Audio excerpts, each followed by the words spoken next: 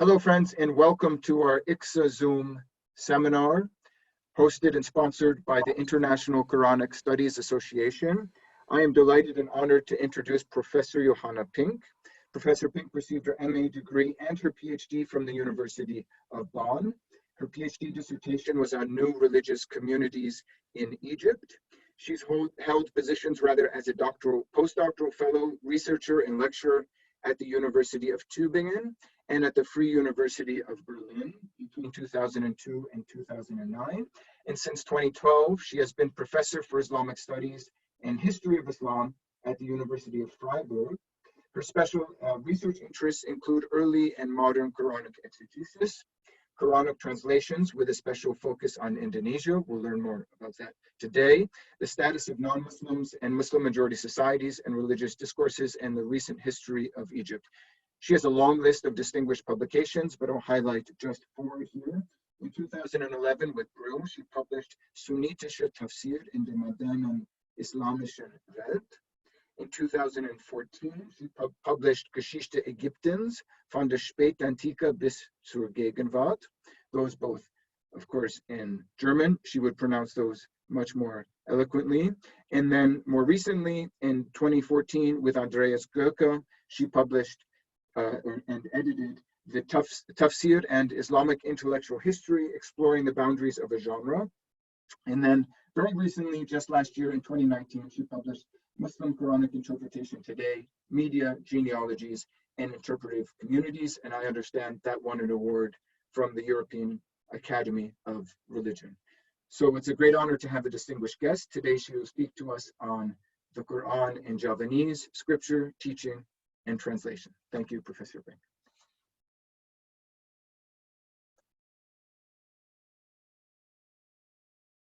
Sorry, I unmuted my microphone and now I can say it again. Thank you very much, Gabriel, for inviting me. I enjoyed the last 2 sessions very much, and I hope I can do justice to this format. I will try sharing my screen now. Yes, does this work? Great. So, first of all, please accept my apologies for the imprecise title. I wanted it to be catchy, but at the same time, I have to emphasize that the scholars I'm working about would never claim for their works to be the Quran in Javanese. They would, of course, say that it's an explanation of the Quran in Javanese or the meaning of the Quran in Javanese or something along these lines. I'm treating them as translations, and I'm going to discuss this in a bit. First of all, let me say something about the question that might have popped up. Why Javanese? What's interesting about Javanese in particular, as opposed to Turkish, Swahili, or any other language where you could look at Quran translations? Javanese is the largest language in Indonesia in terms of the number of speakers, probably between 80 and 100 million. But at the same time, it has no official status, because when the Republic of Indonesia was founded in 1945, a decision was made that Bahasa Indonesia, the Indonesian language, would be the only official language. So this means that in some ways, Javanese was marginalized in many fields of society, including media, for example, and the universities. In other fields, it's still a very important language, and these are very often fields in which communication happens orally predominantly. And that, I think, leads to specific modes of specific practices of dealing with the Quran, of translating the Quran, particularly in the post-independence period, that are different, for example, from practices of Quran translation into Bahasa Indonesia. And this is what I'm going to talk about. So I'm going to talk about the post-independence period, not about manuscripts. If you're interested in that, Erwan Nurtawab, who is also here, is your man. Hello, Erwan. Glad to see you. And I argue that these post-independence translation practices are quite distinct and different from what we typically consider a Quran translation to be like today. Which you can see here, for example. So the model of a modern Quran translation basically follows the model of biblical translation. It tries to stay very close to the text of the Quran. Usually translators try to relegate commentary or interpretive content to the footnotes, or at least to brackets, or kind of distinguish between the translation proper and their own commentary. On the left here, you see one of the earlier models of this among Muslim translators. This is the Javanese translation of Muhammad Ali's The Holy Quran, which was published in English in 1917 and was, of course, an Ahmadiyya translation. And despite the fact that the Ahmadiyya is very much reviled in Indonesia today, a lot of later translations more or less follow this model. On the right, you see the first edition of Al-Quran dan Terjemahnya by the Indonesian Ministry of Religion, where, I mean, without reading Indonesian or Javanese, you can see that the layout is quite similar. This has a lot of reasons also to do with changes of script, which I'm not going to go into, but the idea is that these are styles of translation that are considered normative today, to the extent that this is what a lot of scholars and people in Indonesia think of when they hear the word terjemah, translation. So that's also the reason for which a lot of Javanese scholars, for example, would not call their works terjemah. They would call it something else, like Tafsīr or whatever. Because they think if they call it a translation, it has to look like this, and they don't want to do this, or they don't presume to do this for a number of reasons. So the books that I'm going to discuss today are completely different, and they come from a particular genre of text, which is called kitab kuning.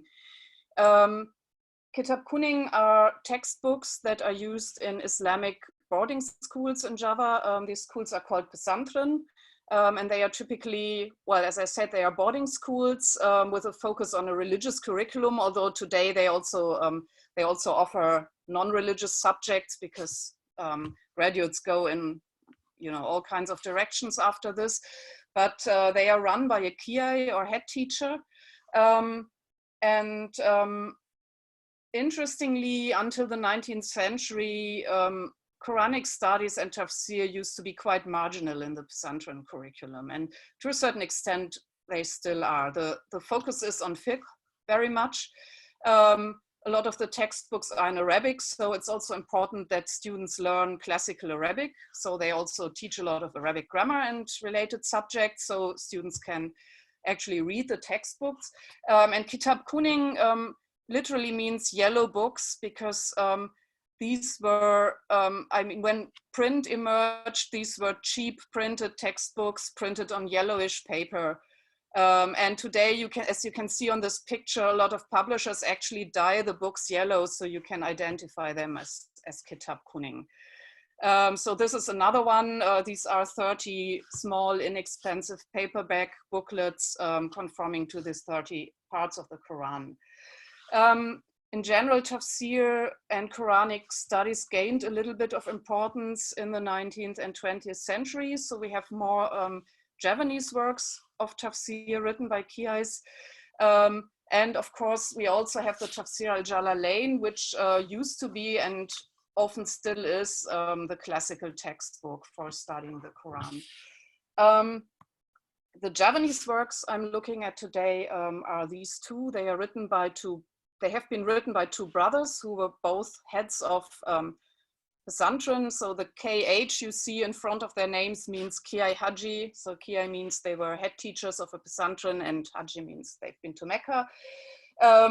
Especially the first of them is quite famous, or maybe it's even his son who is more famous, Mustafa Bisri Gusmus, who is still teaching his father's Tafsir. Actually, you can find a YouTube channel where these teaching sessions are presented in the same pesantren that his father used to run. So as you can see, the first of them was originally published in the 1950s in Pagon script. This means Arabic, fully vowelized Arabic script, but Javanese language. And the second one was a bit later. It was published in the 1970s. I'm going to go back for a minute to the Tafsir al-Jalalain, because as I said, this is really the standard textbook that has been used to teach Tafsir in most pesantren. And there's kind of, I'm also going to say a few words about it, because in a lot of literature about Quranic studies in Indonesia and Tafsir in Indonesia, there's this assumption that basically the Tafsir activity that we have in Indonesia is kind of like a translation of the Tafsir al-Jalalain. So it's mostly, you know, scholars are commenting on the Tafsir al-Jalalain or something. So the Tafsir al-Jalalain, this is a verse from Surah Yusuf that I'm going to come back to in a moment. Just to give an example, it's إذ قال يوسف لأبيه يا أبتي إني رأيت أحد عشر كوكبا والشمس والقمر رأيتهم لي ساجدين. So as you can see, the Tafsir al-Jalalain has a running commentary where you have the Quranic text and in between you have little explanations. In this case, it's mostly grammar, and also the name of Joseph's father, Jacob, is given because the Quran doesn't mention it in this verse. And for example, the form abati is explained. It is explained why there's ra'aytu occurs twice in the verse. And it is explained why sajidin is in the plural, which is usually used for sentient beings, although it refers to non-sentient entities. So mostly grammatical discussion and a bit of additional information, such as the names of characters. In another instance where Abraham has a famous dispute with an unnamed person who is normally identified as Nimrod by the exegetes, the Tafsir al-Jalalain also adds a little story. So the text says, or in the Quranic verse, Abraham says that it is my Lord who gives life and death, and then the interlocutor says, I too give life and death, and then the Tafsir al-Jalalain adds a story according to which this interlocutor calls for two men and has one of them killed and pardons the other one to illustrate this. And this is of course not part of the Quran, it's additional commentary. So you have a mix of grammatical explanation, of narrative expansion, and occasionally also additional elements, pieces of dialogue or story that are not there. Now the kitab kuning Tafsir works very interestingly, very clearly. They also have all these elements, but they're clearly separate between them. So this is al-Iqlil. The layout is a bit different between these books, but the structure is essentially the same. So in the top, you have the Arabic Quran, of course. This is the beginning of Surah Al-Kahf. And in between, you have an interlinear translation, which I'm going to say a bit more about in a moment. Then in the second section, you have essentially a paraphrase. So the meaning of the verse is paraphrased in the Qiyas words. And on the bottom, you have additional information. This happens infrequently. Sometimes you have several pages on one verse. Sometimes you have 20 verses with no additional information whatsoever. This can be all kinds of things. Al-Iqlil, for example, on this verse about Joseph's dream, he tells us how old Joseph was at the age when he had this dream. He tells us the day of the week and the day in the Islamic calendar on which it took place. He explains the meaning of the dream. He has a hadith on Joseph's excellence. He talks about the epic age reached by Joseph and Jacob. And he gives us the names of the planets that Joseph sees in this dream. And then on the subsequent verse, he has like an excursus of 8 pages about the nature of divine dreams and how you can recognize them and distinguish them from satanic dreams. But then after that, you have like 20 pages with no additional information whatsoever. So it really depends on what the Qiyas are interested in. Now the interlinear translation is called Gandul, which is kind of hanging translation, literally, because it's like diagonally hanging below the Quranic text. And the interesting thing here is, I mean, of course, Javanese teachers haven't invented interlinear translations. We have very, very early examples of interlinear translations in Turkish and Persian and all kinds of languages. But what's particular about this style of doing it is that it combines grammar with the meaning of the Quranic terms. So again, coming back to this verse about Joseph's dream, I have tried to transliterate and translate it. So there's basically a fixed structure according to which the function, the grammatical form and the syntactic function of the words are explained. So first you have this if translated as say when, qala is to say. This is a bit funny because usually the teachers are very meticulous about grammar, but they don't get fussed about verbs and tenses and so on, because that just doesn't exist in Javanese. I mean, yeah, you could translate it if you really wanted to, but they don't really seem to care a lot. And in some cases, like in Surat al-Kafirun, this really creates problems because everything is just translated as you worship, you worship, you worship, you don't worship, etc. No matter what the Arabic actually says. But anyway, in this verse, then you have Yusuf, and this is translated as Sopa Yusuf, which means essentially who, Yusuf. So when there's Sopa, it always means it's the subject. And this obviously comes from an oral Q&A style of teaching. So who? Yusuf. So, and you have this for the predicate, you have this for the object, which is always ing, and there's also, for example, an explanation of a hal clause, which is hale, obviously.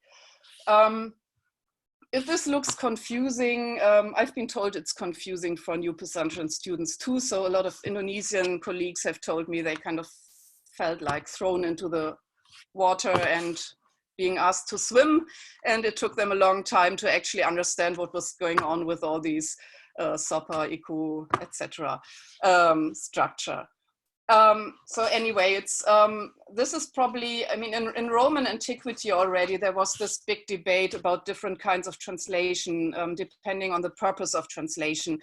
And essentially, they distinguished between grammatical translations, which were meant to explain the source text, so you could really understand the entire grammar, semantics, syntax, etc. of the source text. And then you had rhetorical translation, which was meant to give a functional equivalent in the target language, which was supposed to fulfill the rhetorical function. And it didn't matter if it was an exact representation of the source text. And here, this is definitely the epitome of a grammatical translation. So it doesn't add up to a coherent translation in Javanese. It's just word by word. It's extremely atomistic. So every word is explained by itself. Then you have the paraphrase. Here I have a different verse, which I selected because of a funny detail. It's the verse in which, oh, sorry, I've got a mistake in this slide. It's not the prophet Joseph, it's the prophet Jacob, of course. So the sons ask to take Joseph out with them, and Jacob says, no, I'm worried that you are neglectful about him and a wolf might eat him. So as you can see, Al-Ibris especially translates this very eloquently, and the text is much longer than what the Quran actually says. The prophet Jacob spoke, son, verily, I'm worried about letting you go and take Joseph, and I'm concerned that Joseph might be devoured by a wild dog, because that area is well known for its many wild dogs, which is of course totally not in the Quran, but it gives a rationale to what he's saying. Maybe you will not take good care of him, given that your brother is still so young, which is also an addition. Al-Iqlil is a bit shorter, but he does something funny. He replaces the wolf with a tiger, because wolves just don't exist in Java. So what you can see with both of them very clearly is that it's primarily an explanation of the meaning to children. So they are really telling a story. Al-Ibris especially is very eloquent when there's dialogue. He really puts emotions and rationales and so on into the words, into the speech of the character, even when the Quranic original is rather dry. And Al-Iqlil really makes an effort to transfer this into environment that Javanese audiences can relate to, rather than explaining to them what a wolf is. I've been particularly interested in dialogue, and this is for the other reason I mean, there's another reason for which I'm interested in the Javanese Tafsir works in particular, or translations, which has to do with a special feature of the Javanese language, which is that it uses registers of speech. So when you talk to a person, the way in which you express yourself depends strictly on the status of yourself as opposed to that other person. And when you talk about another person, that might apply as well. Now, this is true to a certain extent for all languages, of course. I would speak to my children differently than, I don't know, the Chancellor of Germany, if I ever got to speak to her or something. But in Javanese, it's extremely formalized. It's also true for family relations, for example, at least in traditional Javanese society. It's changing some, but it's still very much present in these translations. So one example, and I think the Arabic was a bit, I don't know, destroyed by PowerPoint, sorry for that, but maybe not, I don't know. Anyway, it's the scene where the angel comes to announce to Mary that she's pregnant, that she will receive Jesus without ever having had intercourse with a man. And in the Quranic, in the situation as it's described by the Quran, the angel comes in the shape of a human man, and Mary initially doesn't recognize him as an angel. And says, go away, don't arrest me, etc. And he says, okay, but I'm a messenger from God. And then she says, she seems to accept it, but we don't really see that in the Quran. I mean, we can deduce it from the fact that she continues talking to him, but it's not really said. In the Javanese translations of these dialogues, you have the option of expressing that by choosing the correct register. So in the middle you have Abdul Halim's translation of the scene, and to the left you have Al-Ibri's.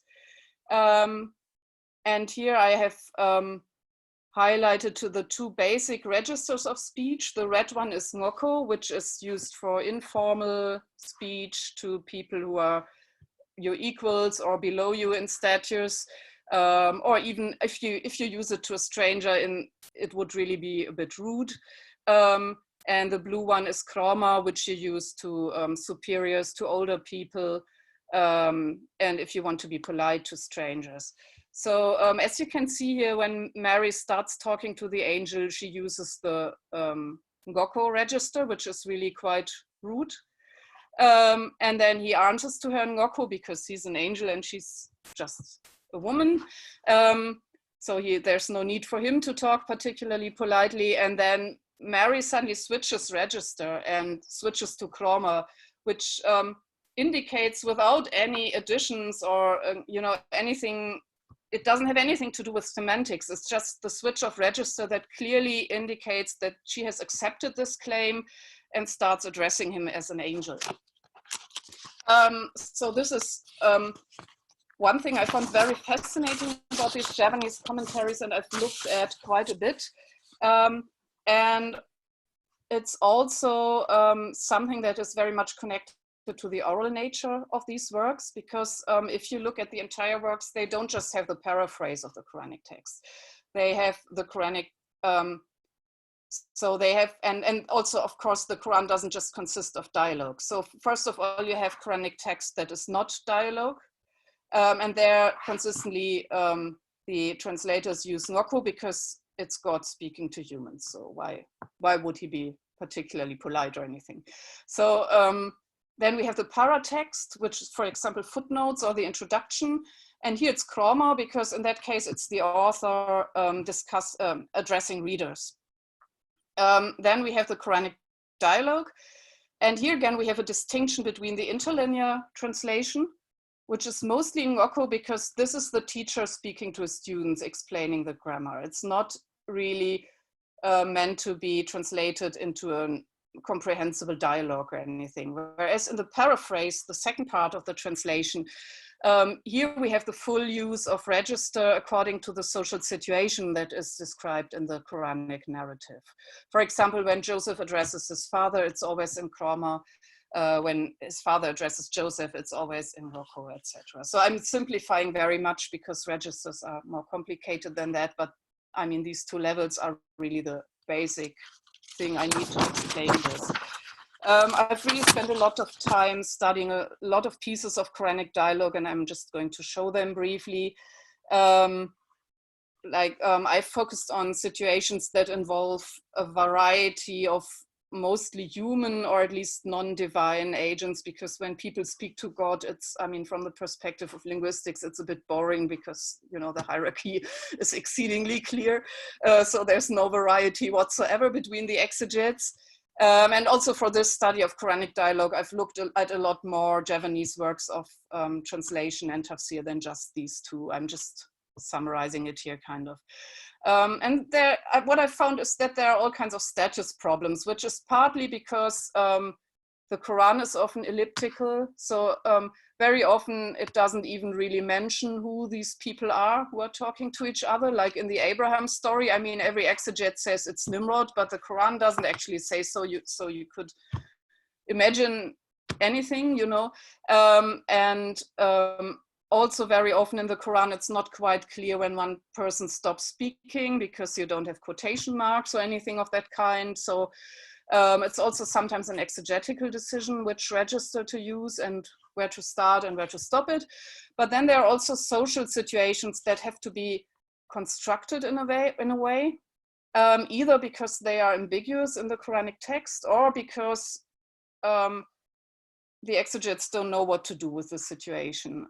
So for example, when Joseph talks to his father, it's always in chroma because he's clearly superior. So you would expect this to be the case every time when a son talks to his father, but this is not the case because, for example, when Abraham talks to his father, some exegetes have him use Ngoku, which is quite rude actually for a son talking to his father. And this is because this is in situations where Abraham blames his father for worshipping idols. So this is obviously a kind of ambiguous situation because you have a religious hierarchy and a social hierarchy, and the social hierarchy is not identical with the religious hierarchy. Whereas in the case of Joseph and Jacob, Jacob is a prophet too, so we don't have any problem here. Everything involving gender is ambiguous, obviously. Sometimes you have women who actually have a higher social status than the men they are talking to, but are still treated kind of as inferiors. As I said, you have this problem with religious versus social status. And then, of course, you have unfamiliar situations such as people talking to angels, which also seems to create some kind of ambiguity. Or also, I mean, the whole, you know, Solomon story with animals, jinn, etc. So the register can be used to assess or to construct a social situation. And registers can be chosen to clarify actually who the audience is of something that is said in the Quran, because very often this is not actually clear. To designate a change in speaker or an audience, and also to designate a change social context or hierarchy, as in the story with Mary and the angel, where she suddenly understands that he's an angel, and that changes the hierarchy completely. So having said all this, I'm going to come back to the question of why can we actually, or how can we actually treat these works as Quran translations? Wouldn't they rather be just, you know, works of tafsir, like Quranic commentaries? Well, first of all, obviously, because they are not in Arabic, they do contain an element of translation, like every non-Arabic work of tafsir contains an element of translation. I also think the focus on these works is very, very much on the Arabic source text. It's not so much on an extended commentary. It's really very much on rendering the source text in Javanese to a Javanese audience. Of course, basically, this question is a moot point because every translation is an interpretation, and it's ultimately a matter of semantics, like how you want to define these terms and what you want to treat as tafsir or translation as soon as you're talking about a non-Arabic word. But I also think it goes beyond that. I think that we have a tendency today to restrict the meaning of translation to this very particular genre that I've talked about in the beginning, this genre of text which is very close to the model of biblical translation, which tends to follow very closely the wording of the source text and clearly distinguish the interjections of the translator, if there are any, like footnotes or brackets or whatever. And also if you look at books of translation theory, this kind of translation is very often called like a literal or faithful translation. And they probably would hesitate to treat these kitab, kuning works of Tafsir as a translation at all, because there's so much. They are just spoken in the words of the translator very clearly. So the real point is whether we have a concept of translation that tries to hide the translator from view. So in this modern type of translation, the translation is considered the better, the less you see the translator in the text. And this is totally not the aspiration of the Javanese Kiai. They have absolutely no problem with being visible in the text. And I think that for their audiences, their visibility as speakers even adds to the prestige of the text. So, I mean, why would they listen to the explanation of a Kiai if they don't want to hear the Kiai's opinion? It wouldn't even make sense.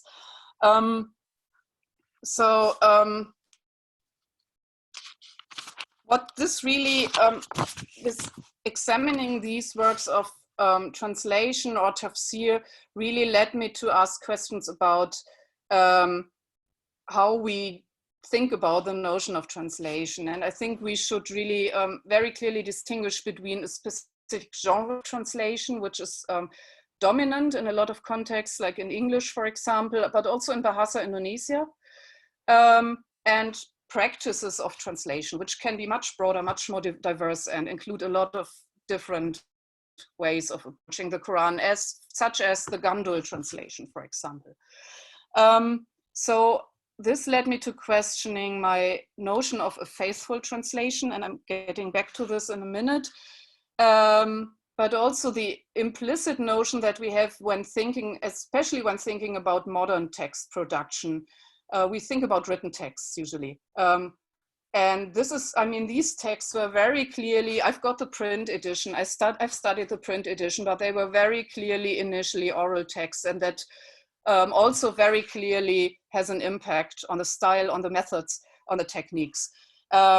And related to that, we also need to question the notion of, having a fixed text written by a single author at a specific date and time, and then it's printed and then it isn't changed anymore.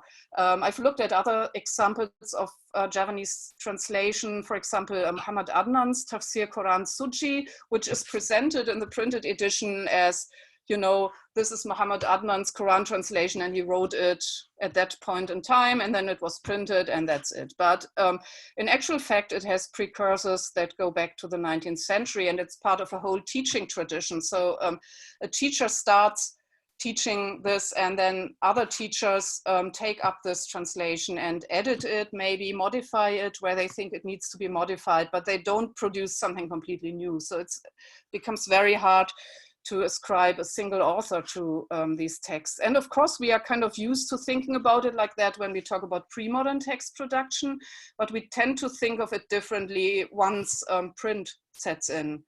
And I think what the study of non-Western, marginalized or unofficial languages can do is to put into question these notions, because we still have a very wide variety of translation practices, and they are also very much connected to the status of a language and the social fields in which it is used, and the question of orality, of course. So in a way, I would also like to question this notion of a faithful translation being one that tries to render the translator invisible, because you could also turn it on its head and say it's a very sneaky way of doing it, because of course the translator is always there. It's impossible to translate the Quran without any kind of interpretive approach. I mean, the gap is just too big between 7th century Arabic and any modern language and worldview, etc. There's always some kind of exegetical horizon, whether it's a Muslim or a non-Muslim translator. doing this. And these Javanese Kiais are completely honest about it. I mean, it's clearly the Kiai speaking in his voice, and the different things the Kiai is doing are clearly marked and separated from each other. So personally, I would tend to drop the whole notion of faithfulness completely from the discourse about Quran translations. But if you want to talk about faithfulness, you might as well consider this type of translation a faithful Quran translation. So I'll leave it at that to leave time for questions. Thank you for bearing with me until now. Thank you very much, Johanna, for that excellent presentation and thought-provoking. And there's a little icon there if anyone wants to join me in a virtual applause down at the bottom of your screen. So we can turn our attention to a debate and discussion now. And as I mentioned at the beginning of the talk, one way to do that in the most efficient is to open your participants panel, and then you'll see a little raise hand icon there, and that will pop up at the top of my panel, so I can call on people then. We might as well start with Reza Akbari. I don't know if you can see that, Johanna has raised a question in the chat there. I'll go ahead and read it. According to Quine's theory, it seems we can't have translation without tafsir. So this demarcation is under question. So I don't know in terms of linguistics, hermeneutics, if you wanted to comment on interpretation and translation. Yeah, I mean, of course, we can't have translation without interpretation. Using the word tafsir is a bit more specific, because I think it is possible to have translation without tafsir. There are some scholars, Muslim modernists or non-Muslim scholars, who completely want to approach the Quran without tafsir. So I do think this is possible. I don't think it's possible to approach the Quran without any kind of interpretation. So yeah, I absolutely don't want to make this demarcation. I think the question tafsir or translation is quite pointless unless you're talking about translation in the sense of a very specific genre of text, in which case you can make the distinction, yeah. But you'd have to be specific about what you mean by these terms. Thank you. We have another comment question there in the chat box, which is fine if you want to ask questions that way, but you're also encouraged, if you want to unmute, first raise your hand, please, and then ask that way. But do you see that there, Johanna, from Erwan? Yeah, it's, Erwan. Yes, the matter of script. I neglected to talk about this because it's an entirely, it's a big topic. And of course it has an impact. So traditionally, Javanese is written in Arabic script, or at least in the pesantren context, it's written in Arabic script, but there's also Charakan script, which is a Javanese script. And then there's Latin script, of course. So today it's very often written in Latin script. And for example, of Al-Ibris, there's a recent Latin script edition, because there are obviously nowadays many people in Java who can't read Arabic script. And yeah, of course it has an impact. I mean, first of all, there are all kinds of I don't know, connotations associated with these scripts. Of course, Arabic is the script of religious learning, religious scholarship, etc. Latin script, I mean, as soon as something is printed in Latin script, you much easier get the impression that this is a translation in the modern sense. It's also very similar to Bahasa Indonesia, because Bahasa Indonesia it's also in Latin script, etc. Charakan very much emphasizes Javanese identity. So yeah, I could, yeah, or perhaps Erwan could give a whole talk on this, because he knows better. But yeah, I'm thinking a lot about the ways in which also the layout of translations has an impact. And there's one interesting point that I would like to briefly mention, is that there's a resurgence of the interlinear translation in Indonesia in recent years, not only in the kitab kuning, but also in mainstream Bahasa Indonesia, glossy, printed copies of the Quran, because there's much more of an emphasis on ritual and liturgical practices. So people want to recite the Quran and get a word for word impression of the meaning. It's without all the grammar that you have in the Gundul system, because the average readership of these works doesn't know Arabic grammar. It's just the meaning. But I think this also has an impact on Javanese Tafsir production, because I've seen some very recent works that have been published for mosque audiences, for example, that exactly follow this modern Indonesian model. So a lot could be said about this very interesting issue. Thank you. Ervan, would you like to add anything?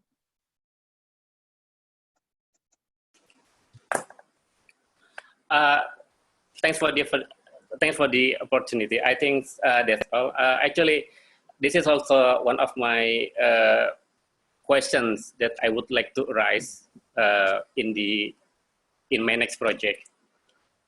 Yeah. Thank you. So thanks for your suggestion and comments. Yeah, looking forward to it. And we could just carry on. Maybe we'll take one more from the chat, and then I'll go ahead and ask a question, if that's okay, Johanna. So you see that from Fahim or Fahim in the Indonesian copies of the Jalalain. You see that question? Yeah.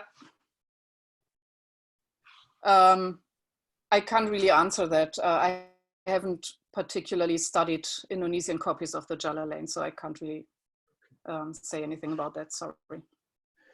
If it's okay, I'd like to interject a question. There's some more coming up in the chat, but I want to ask generally about maybe theological understandings and language in the Indonesian context. So I don't know how to articulate this very clearly, but there were concerns about, from Mutakallimun historically, about the nature of divine speech. Mm-hmm. And does God speak Arabic, or does he speak something like a kalam nafsi that's maybe interpreted by an angel? Were earlier scriptures, the Torah and Injil and maybe the Suhuf of Ibrahim given in other languages? Sometimes this played out in fiqh with the possibility of, or at least debates over whether you can pray in a non-Arabic language. But I don't know, maybe you could just comment generally on, in the context of these Javanese texts, is there a concern with demarcating or distinguishing Arabic from Javanese? I suppose that's manifested maybe just that you have the interlinear element that we didn't see in the Bahasa translations. So could you comment generally about theology and translation in this context? Yeah, I mean, obviously, the first thing is that the inclusion of the Arabic text is important. So it's very, from the view of the scholars or the Qiyas, it's very clear that the Arabic text is the Quran and all the rest of it is the Qiyai speaking. So he's giving the meaning to his audience in Javanese, but he's not actually replacing the Quran. There was actually in the beginning of the 20th century, there was a Javanese translation, Tafsir, whatever you want to call it. I would say it was a paraphrase of the Quran in Javanese, a bit like the paraphrases you've seen in this kitab kuning, but it didn't include the Arabic script. This might have been, there was a Charakan edition and a Latin script edition, but they didn't have the Arabic in it. And there was a lot of public outcry and accusations, and it also had political implications, etc. This might simply have been because at that time it was probably quite difficult to print bilingual editions. I mean, it's no problem today, but it might have been a problem then. I don't know. But yeah, this shows that the presence of the Arabic text does a lot to mitigate any concerns that people might have about the translation. And then, of course, usually they are not called translation, although I have seen some recent Javanese, I mean, these mosque style commentaries, they are sometimes called just tarjamah, translation. And they are much closer to the Arabic wording actually than what these Qiyais are doing. So I haven't really talked about all the Javanese translation practices here, but yeah, there are definitely concerns. There are concerns about how to call your work. And whether a translator calls his work a tafsir or a tarjuma or something else is not really always indicative of what they are doing in the text. And of course, it's also not necessarily indicative of how closely they will stick to the Arabic wording. If you come to theologically problematic issues such as anthropomorphic attributes, you might have translators who pretend to be very close to the Arabic text, but then they come to this point where they have a real theological problem, and then they will just translate something else. So yeah, of course, it's a huge question. Thank you. There are some questions here. I don't see any hands raised. If you want to go ahead and speak up, feel free to use that raise hand icon. I see something from here from Ashraf Dokra. Yeah. Do you see that? I think it's more a comment. Yeah. Sure. Okay. On explanations in Urdu, I guess. Yeah. Here from Eddie Kunyawan. Probably, sorry, apologies if I'm mispronouncing, but do you see this? What is the basic background that attracts you to study the Tafsir? Well, I tried to address this in the beginning. I mean, of course, I've been studying Tafsir in various languages for the last, I don't know, 12 years or so. So I'm really a specialist in Tafsir and translation studies. And I started out actually by trying to find whether there are regional differences and also linguistic differences between Tafsir works in different languages. So I looked at Turkish, Indonesian in the sense of Bahasa Indonesia, and Arabic works of Tafsir. I started with looking at extensive commentaries. So in the beginning, I wasn't that much interested in translation, but very quickly I saw that there was always an element of translation involved as soon as you got to non-Arabic works of Tafsir. So Javanese is one of the languages I'm doing. It's not my only project, but I think it's, but the reason I started studying Javanese actually was that I felt that my impression of Tafsir and translation activity in Indonesia was rather incomplete if I just limited myself to Bahasa Indonesia, because this is just one language, and it because it's the official language, but it has fairly few native speakers actually. I mean, speakers who have it as a first language. So it's predominant on a lot of fields, but it's also marginal in a lot of other fields, such as the pesantren, for example. So this is the reason I studied Javanese, to get a more complete idea of Tafsir and translation practices. And this is also the reason why, I mean, these two works are not the only works I'm studying, but I just chose to focus on them on this talk because, yeah. Anyway, it would have been too big otherwise. So, and then we have from Ferry Mamahit, this question about is it a dynamic translation? I think that is related to the balance between a source language based translation or target language. Yeah. Do you want to clarify that further? Ferry? Anyway, I'm not that comfortable with the equivalence thing. I'm not really sure what to do with this term when applied to the Quran. I mean, what would a Javanese equivalent of the Quran be like? I'm not sure. I also think that the authors of these translations would probably feel very uncomfortable with treating their translations as an equivalent.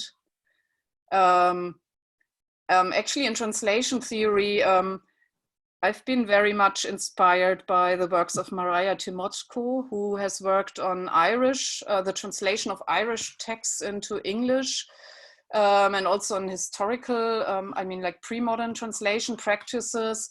And she's very critical of this,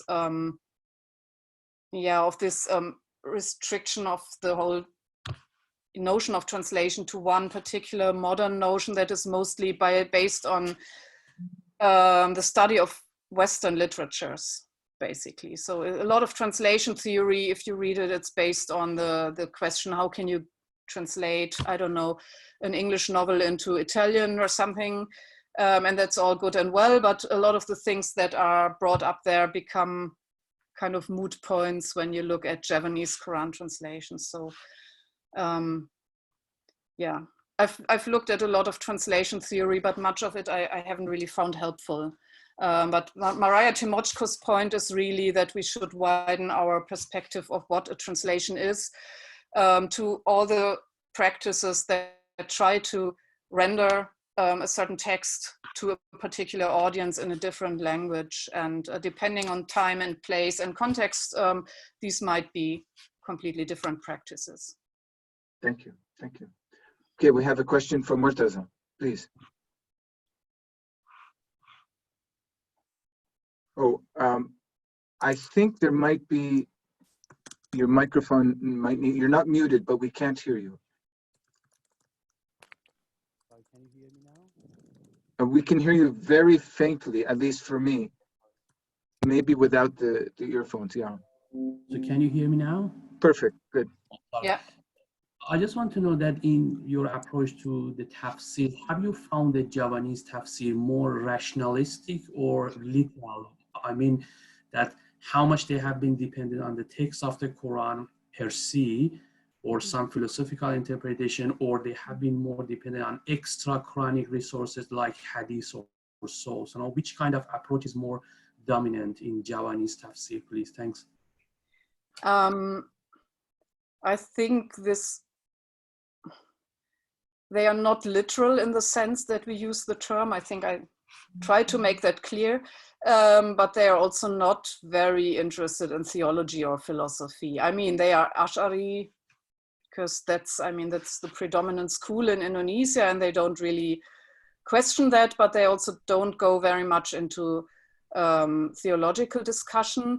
I think they're more interested in storytelling, which is, of course, I mean, today it's, it has become part of the whole Salafi debate on Israeliyat, etc.